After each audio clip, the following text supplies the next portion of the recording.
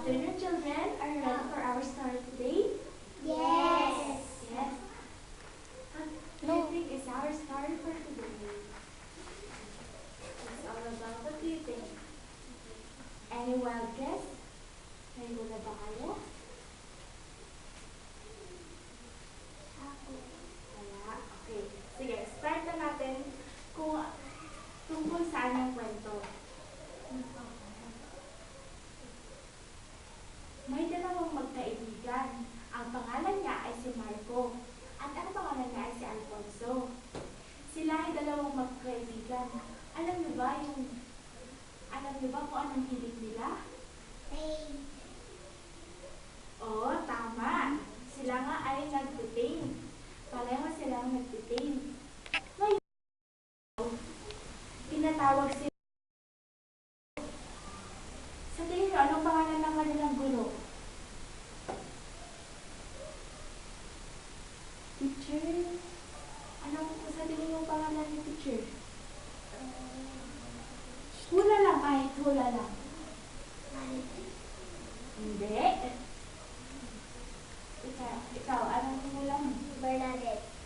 Hindi.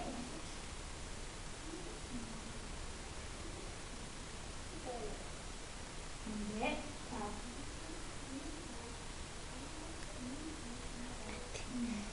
Okay lang yan. Ang pangalan niya ay si Teacher May. Si Teacher May ay nagpagawa kay Alfonso at saka kay Marco ng isang painting. Nagpagawa siya ng isang painting. Pero, sa tingin mo, anong kayang nangyari? Ba't hindi nila kaya nagawa ng maayos yung painting? Kasi pareho silang nag-away. Sino ang nag-away? Si Marco at saka si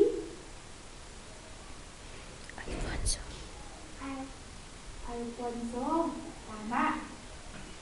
Ngayon, isang araw, dumaan si Alfonso sa isang announcement sa school.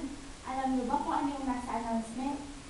Pagaling magpinta. Kung sino man marunong magpinta, ay siya ay mananalo sa contest.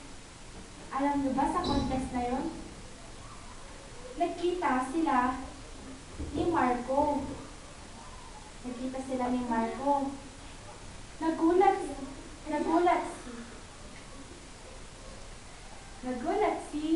Sinong nagulat? Ano pangalan nito? Oo, si Alfonso. Alam niyo ba, nung pagkatapos ng contest, lahat ng painting nila nilagay doon sa labas para kung sinong manalo. Sa tingin mo, sinong nanalo sa kanilang dalawa? May nanalo kaya? Sa tingin mo, may nanalo ba? Opo. Abangan ninyo. Hindi pa tapos ang story ko. Alam niyo ba na si Alfonso, si Marco, at saka ang pininta ni Marco sa contest ay ang kanyang kaibigan si Alfonso. Di ba nakamangha?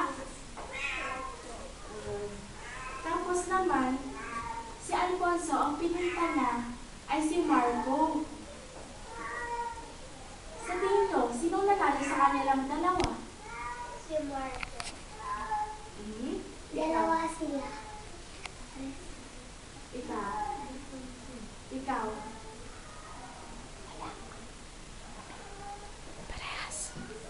Ay, walang nanalo.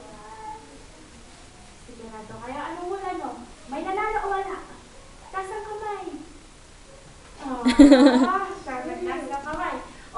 Sino hindi sila parehong nanalo? Taas ang kamay. Sino nagsasabing nanalo si Marco? Sino nagsasabing nanalo si Alfonso?